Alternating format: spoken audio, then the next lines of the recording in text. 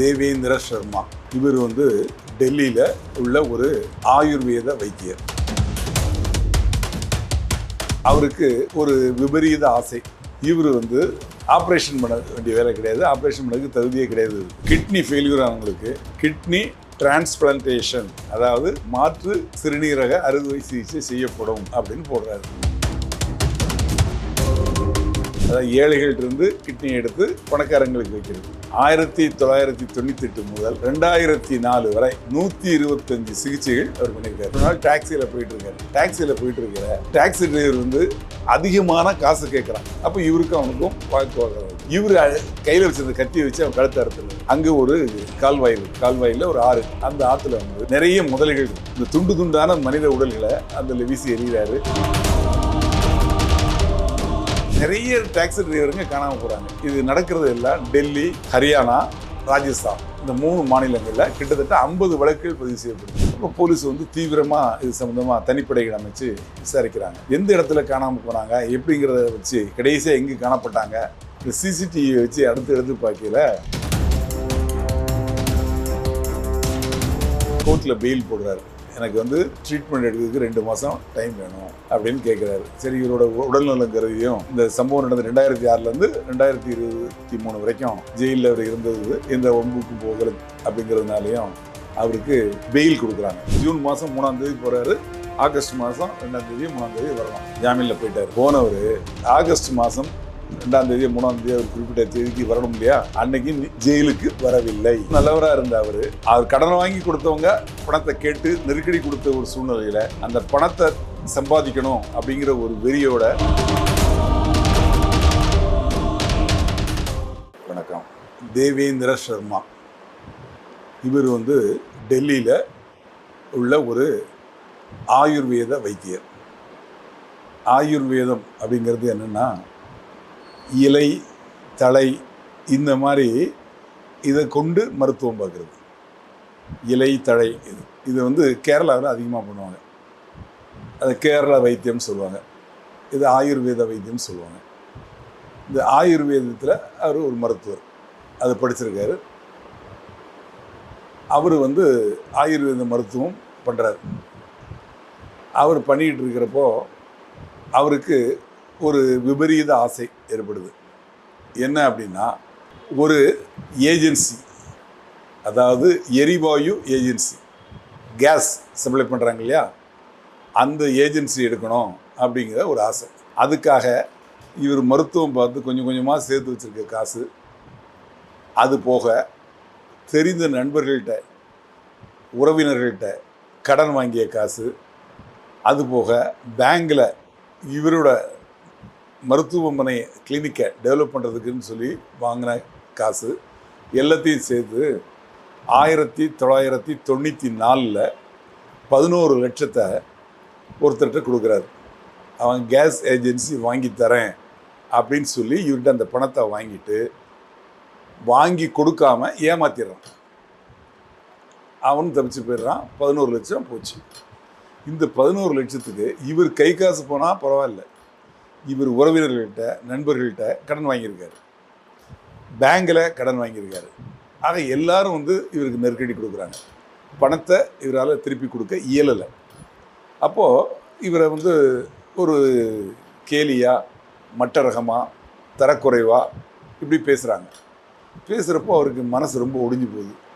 ஆகா, நம்ம ஒரு இடத்துல கொடுத்து ஏமாந்து போகிறோம், ஆனால் இவங்க நம்மளை இப்படி மட்ட ரகமாக பேசுகிறாங்களே, என்ன பண்ணுறது, எப்படியாவது நம்ம பணம் சம்பாதிக்கணும், இந்த பணம் தானே நமக்கு கெட்ட பேரை ஏற்படுத்துச்சு அப்படின்னு அது வரைக்கும் நல்லவராக இருந்த அவர் கடனை வாங்கி கொடுத்தவங்க பணத்தை கேட்டு நெருக்கடி கொடுத்த ஒரு சூழ்நிலையில் அந்த பணத்தை சம்பாதிக்கணும் அப்படிங்கிற ஒரு வெறியோட மாறுறாரு. அந்த பணத்தை சம்பாதிக்கிறதுக்கு எதனாலும் செய்யலாம், ஏதாவது தவறான காரியங்களில் ஈடுபடலாம், பணம் சம்பாதிக்கிறது மட்டும்தான் குறி, பணமே குறி அப்படின்னு சொல்லி மாறுறாரு. என்ன பண்ணுறாரு, ஆயுர்வேத மருத்துவத்தில் இவர் ஆப்ரேஷன் பண்ண வேண்டிய வேலை கிடையாது, ஆப்ரேஷன் பண்ணதுக்கு தகுதியே கிடையாது. ஆனால் இவரோட கிளினிக்கில் ஒரு போர்டு வைக்கிறார். கிட்னி ஃபெயில்யூர் ஆனவங்களுக்கு கிட்னி டிரான்ஸ்பிளான்டேஷன், அதாவது மாற்று சிறுநீரக அறுவை சிகிச்சை செய்யப்படும் அப்படின்னு போடுறாரு. சில மக்கள், பொதுமக்கள் எத்தனை பேர் ஏமாளிகள் இருக்காங்க, இவரை வந்து அப்ரோச் பண்ணுறாங்க.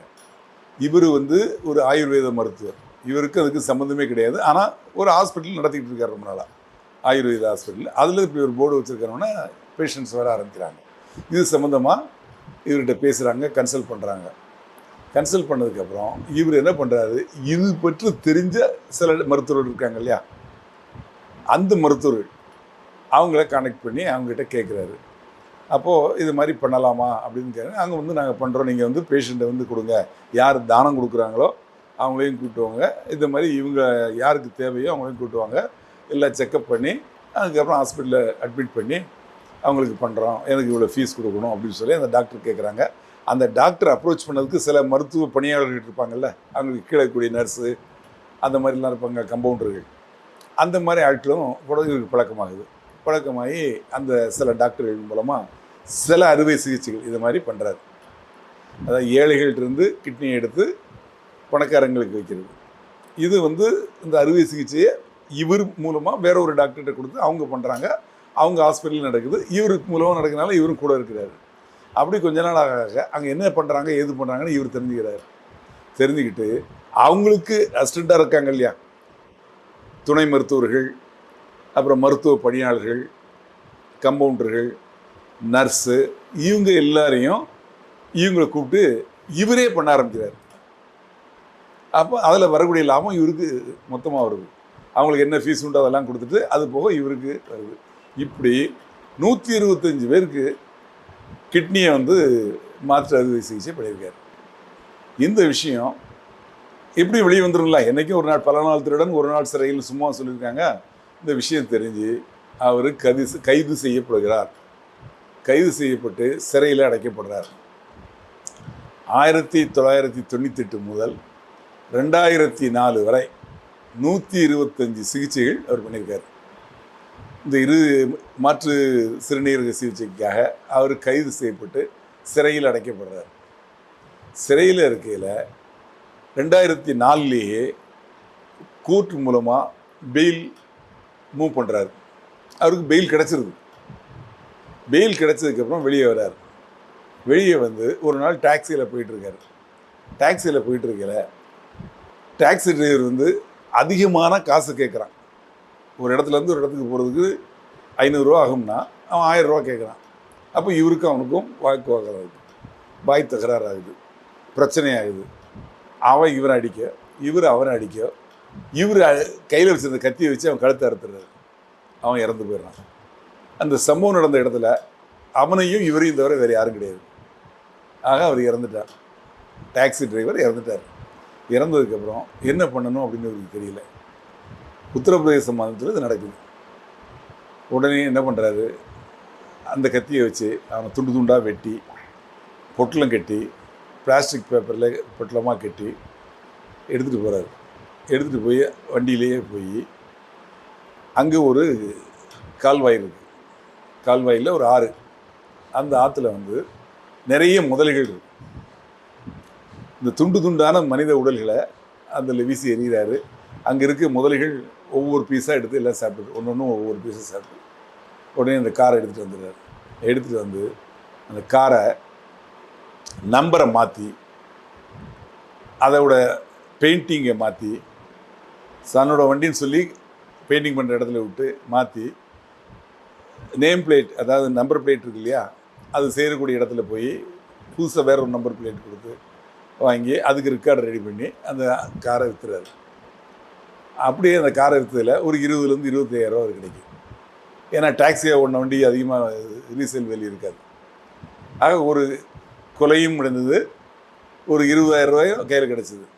இதை பார்க்குறாரு. ஆகா, இப்படி ஒரு வழி இருக்கா அப்படின்னு சொல்லி. இதில் என்னென்னா, அந்த மனித உடல் எங்கேயாவது புதைக்கப்பட்டாலோ எங்கேயாவது தூக்கி வீசப்பட்டாலோ நிச்சயமாக யாராலையாவது எங்கேயாவது கண்டுபிடிக்கப்பட்டு காவல்துறைக்கு தெரிவிக்கப்படும். அந்த காவல்துறை அதன் பேர் யார் வந்தாங்க, என்ன எப்படி போகிறாங்கன்னு விசாரிக்க ஆரம்பிப்பாங்க. ஆனால் இங்கே அந்த உடலே கிடைக்கல. அதை வந்து முதலைகள் சாப்பிட்டுடுச்சு. அதனால் அந்த உடல் அழிக்கப்பட்டு விட்டது. அந்த கொலையின் தடயம் அழிக்கப்பட்டு விட்டது. இதை பார்த்த உடனே இவருக்கு வந்து ஆஹா, இப்படி ஒரு வழி இருக்கா அப்படின்னு சொல்லிட்டு இதே மாதிரி டாக்ஸியை புக் பண்ண வேண்டியது. டாக்ஸி வேணும்னு சொல்லி புக் பண்ணி கூட்டிட்டு போக வேண்டியது. ஒரு ஆள் இல்லாத இடத்துல வச்சு டிரைவரை காலி பண்ண வேண்டியது. அவனை பீஸாக பொட்டலங்க வேண்டியது, ஆற்றுல கொண்டு போட்ட வேண்டியது முதலைக்கு. இப்படி 50 பேரை காலி பண்ணுறாரு. 50 காரையும் வித்துறாரு. ஒவ்வொரு கார்லையும் 20,000 கிடைக்கும். இது நடக்கிறது வந்து 2004 2006 வரைக்கும். நிறைய டாக்ஸி டிரைவருங்க காணாமல் போகிறாங்க. இது நடக்கிறது எல்லாம் டெல்லி, ஹரியானா, ராஜஸ்தான் இந்த 3 மாநிலங்களில் கிட்டத்தட்ட 50 வழக்குகள் பதிவு செய்யப்படுது. அதுக்கப்புறம் என்ன ஏது அப்படிங்கிறதே போலீஸுக்கு புரியல. அப்புறம் போலீஸ் வந்து தீவிரமாக இது சம்மந்தமாக தனிப்படைகள் அமைச்சு விசாரிக்கிறாங்க. எந்த இடத்துல காணாமல் போனாங்க எப்படிங்கிறத வச்சு, கடைசியாக எங்கே காணப்பட்டாங்க அப்படிங்கிறத வச்சு பார்க்குறாங்க. அடுத்து அப்போ சிசிடிவி வர ஆரம்பிச்சிருச்சு. இந்த சிசிடிவியை வச்சு அடுத்து பார்க்கல டாக்டர் தேவேந்திர சர்மா மாட்டுறாரு. அப்போது இவரை பிடிக்கிறாங்க. பிடிச்சி கேட்டப்போ எத்தனை இது மாதிரி பண்ணிங்கன்னா நான் ஒரு 50 பேரை பண்ணியிருப்பேன் அப்படிங்கிறார். அப்புறம் காணாமல் போன வழக்குகள் எல்லா வழக்குகளையும் எடுத்து எங்கெங்கே நடந்துன்னு இவர் சொன்னாரோ அதுக்கு என்னென்ன சாட்சிகள் இருக்குது. மெயினாக அந்த இறந்தவரின் உடல் அது கிடைக்கவே இல்லை. ஆனால் இவர் எடுத்துகிட்டு போனால் இந்த இடத்துல கொண்டு போட்டார் அப்படிங்கிறதுக்கு சிசிடிவி ஃபுட்டேஜ் இருக்குது. இந்த வண்டியில் வந்தார் அப்படிங்கிறதுக்கு இருக்குது. அந்த வண்டிக்கு யார் ஓனர், யார் டிரைவர் அப்படிங்கிற மூலமாக ஒரு 7 வழக்குகளில் மட்டும் 50 வழக்குகள் இவர் மீது தொடரப்பட்டாலும் 7 வழக்குகளில் ஆயுள் தண்டனை கொடுக்குறாங்க. இது வந்து என்ன செக்ஷன்லாம் அதில் வரும்னா, வண்டியை பொய்யா சொல்லி புக் பண்ணி கடத்திட்டு போகிறாரு, கடத்தல். 2வது கொலை. 3வது கொலை செய்த உடலை மறைக்கிறார், 201 IPC. இந்த 3 செக்ஷன்கள்லையும் அவருக்கு வந்து ஆயுள் தண்டனை 7 வழக்குகளில் கொடுக்கப்படுது.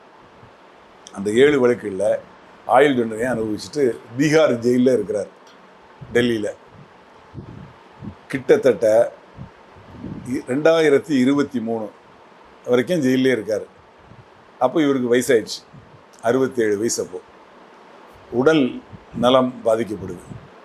உடனே கோர்ட்டில் பெயில் போடுறாரு. எனக்கு வந்து ட்ரீட்மெண்ட் எடுக்கிறதுக்கு 2 மாதம் டைம் வேணும் அப்படின்னு கேட்குறாரு. சரி, இவரோட உடல்நலம் கருதியும் இந்த சம்பவம் நடந்த 2006 2023 வரைக்கும் ஜெயிலில் அவர் இருந்தது எந்த ஒம்புக்கு போகல அப்படிங்கிறதுனாலையும் அவருக்கு பெயில் கொடுக்குறாங்க. பரோல்னால் என்னென்னா, அவருக்கு ஜாமீன் கொடுத்துருவாங்க. அவருக்கு 1 மாதமோ 2 மாதம் கேட்டார். இந்த 2 மாதம் லீவு போயிட்டு அது 2 மாதம் முடிஞ்சதுக்கப்புறம் ஜூன் மாதம் 3ஆம் தேதி போகிறாரு. ஆகஸ்ட் மாதம் 2ஆம் தேதி 3ஆம் தேதி வரணும் அப்படின்னு சொல்லி அவரை ஜாமீனில் விடுறாங்க. ஜாமீனில் போயிட்டார். போனவர் ஆகஸ்ட் மாதம் 2ஆம் தேதி 3ஆம் தேதி அவர் குறிப்பிட்ட தேதிக்கு வரணும் இல்லையா, அன்னைக்கு ஜெயிலுக்கு வரவில்லை, தலைமறைவாகி விட்டார். உடனே காவல்துறையில் புகார். இது மாதிரி இதில் போனவர், பரோலில் போனவர் திரும்பி வரலன்னு உடனே இவர் எங்கே இருந்தார், யார் இவருக்கு ஜாமீன் கொடுத்தாங்க, யார் இவருக்கு பெயிலுக்கு மூவ் பண்ணாங்க, யார் அந்த அட்வொகேட்டு, யார் ஜாமீன் கொடுத்தாங்க, யாரெல்லாம் இவர் பார்த்தாரு அப்படிங்கிறதெல்லாம் வந்து விசாரிக்க ஆரம்பிச்சிட்டாங்க. விசாரிக்க ஆரம்பித்தா இந்த 3 மாநிலங்கள்லேயும் தேடுறாங்க, கிடைக்கல. கடைசியில் ஒரு தகவல் கிடைக்கி, ராஜஸ்தான் மாநிலத்தில் ஒரு கிறிஸ்துவ பாதிரியார் இருக்கிறாரு, அவர் ஆயுர்வேத சிகிச்சை பண்ணுறாரு அப்படிங்கிற ஒரு தகவல் வந்து பீகார் போலீஸுக்கு கிடைக்குது. உடனே அவங்க இருந்து மப்டியில் இங்கேருந்து ஆட்களை அங்கே அனுப்புகிறாங்க. மப்டி போலீஸ் வந்து அங்கே பீட் போலீஸ் மாதிரி அந்த பக்கம் அப்படி மூவ் பண்ணிகிட்டே இருக்காங்க. சிலர் வந்து மப்டியிலே சுற்றுறாங்க. அப்போ பார்த்தா ஒரு கிறிஸ்துவ அமைப்பில் இவர் பாதிரியாராக சேர்ந்து மருத்துவம் பார்த்துட்ருக்கார். அங்கே இருக்கக்கூடிய அந்த கிறிஸ்துவ மதத்தை சேர்ந்தவங்களுக்கோ அதை நடத்தக்கூடியவங்களுக்கோ இவர் தான் அந்த ஷர்மா, காணாமல் போன ஏற்கனவே இருந்து ஜெயிலிருந்து தப்பிச்சு போனவர், 125 பேருக்கு ஆப்ரேஷன் பண்ணவர், 50 கொலைகளை பண்ணவர், 7 கொலைகளில் ஆயுள் தண்டனை பெற்றவர் அப்படிங்கிறது தெரியாது. ஆனால் இங்கே வந்து அந்த மப்டி போலீஸ், சிஐடி போலீஸ், உளவுத்துறை போலீஸ் அவங்களுக்கு தகவல் மேலதிகாரிகளை கொடுத்து மேலதிகாரிகள் வந்து இவரை கைது பண்ணி திருப்பி திகார் ஜெயிலில் கொடுத்தாங்க. இந்த தேவேந்திர சர்மாவுக்கு இந்த மாதிரி கொலைகள் செய்ததுனால அவர் டாக்டர், மருத்துவர் அல்லவா, அதனால் அவருக்கு ஒரு நிக் நேம் டாக்டர் டெத் அப்படின்னு அவர் அழைக்கப்பட்டார். அவர் இப்பவும் ஜெயிலில் தான் இருக்கிறார். இதை பார்க்கக்கூடிய நேயர்களே, அதாவது உடல்நலம் பாதிக்கப்பட்டவர்களை காப்பாற்றி உயிரை காப்பாற்றக்கூடிய உன்னதமான பணியை செய்யக்கூடியவங்க டாக்டர்.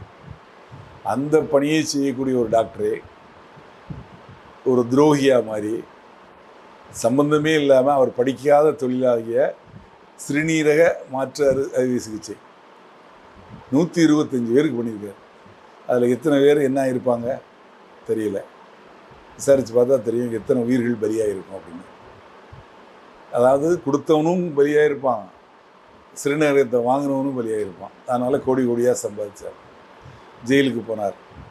நம்ம நாட்டில் உள்ள சட்டத்தில் வழி இருக்கிறனால பெயிலில் வந்துட்டார். வந்தப்புறமா ஒழுங்காக இருந்தாரா? டாக்ஸி டிரைவரை பிரச்சனை பண்ணினா அவனை கழுத்தெடுத்து கொண்டார். கொன்னதுக்கப்புறம் கொண்டு போய் முதலைக்கு போட்டார். அதை டாக்ஸியை கொண்டு போய் விற்றார். அப்படி ஒரு 50 பேரை கொலை பண்ணிட்டார். 50 டாக்ஸியை விற்றுட்டார். அதில் வந்த பணம் என்ன? இத்தனை உயிர்களை பலி வாங்கியிருக்கார்.